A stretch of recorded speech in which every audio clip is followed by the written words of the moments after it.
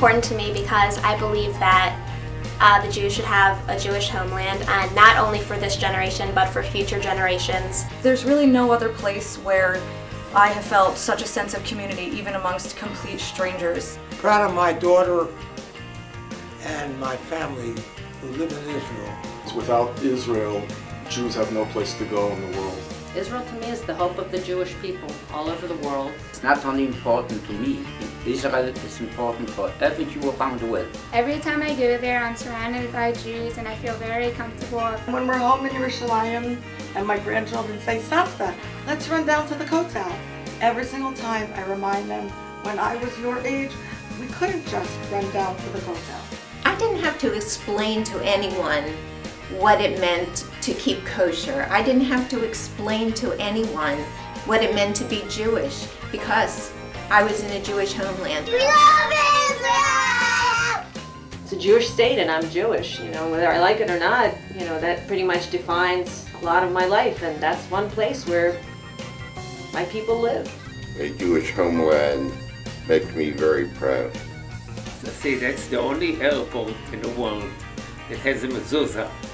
On my second trip to Israel, I went with some girlfriends, and my son was there at the same time with his senior trip. He was reading his parsha from his bar mitzvah that Shabbat, and we went to the kibbutz where they were staying so that I could hear him read, and that was a mother's dream. Israel provides her people with the ability to express their freedom. אני אוהב את ישראל. כשאנחנו מגיעים באווירון, ואנחנו יודעים, אני מרגישה שאני בבית. My oldest told me a story that when she went to Israel with the senior trip from her school and they were praying at the Kotel, she had told her guidance teacher there that she remembers being held at the wall the first time with my mother, and how my mother told her that this is our heritage and this will be ours for generations to come. History has proven time and again that if we don't have a place to go where we can live by ourselves, with ourselves, and protect ourselves, that we will ultimately not survive. Picture this, you wait a year to eat the best falafel ever. It's not like Baltimore falafel, it's so much better. And you take the first bite and you know that you're home. And Friday evening came and the buses stopped and everything stopped, and it was our time. Nothing like that happens here in the United States. When no matter where I go, whether it's secular or religious, everybody wishes me a Shabbat Shalom. This is where my roots are. This is where my ancestors lived for thousands of years. Her people are all about the pursuit of excellence. In about 3 months, I will have my 5th grandchild. Only that grandchild will be living in Israel. When we come to Israel, our neshamas, our souls, become alive. My soul is alive when I'm in Israel.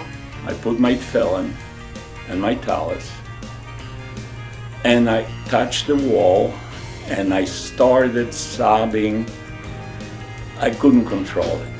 I love to travel, but I always find that when I'm traveling, I kind of compare places to Israel. I learned how important it was for us to have a homeland in the state of Israel.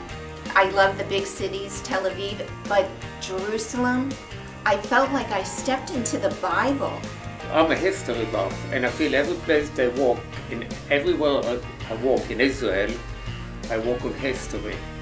A woman, a family friend, was driving us, and she just said casually, she pointed out the window and she goes, "See that field over there? That's where the fight between David and Goliath took place." And she just said it so casually as if it was nothing, and to me that was astounding, that something that you hear that's almost like a fairy tale was actually real, and we're standing right where it happened.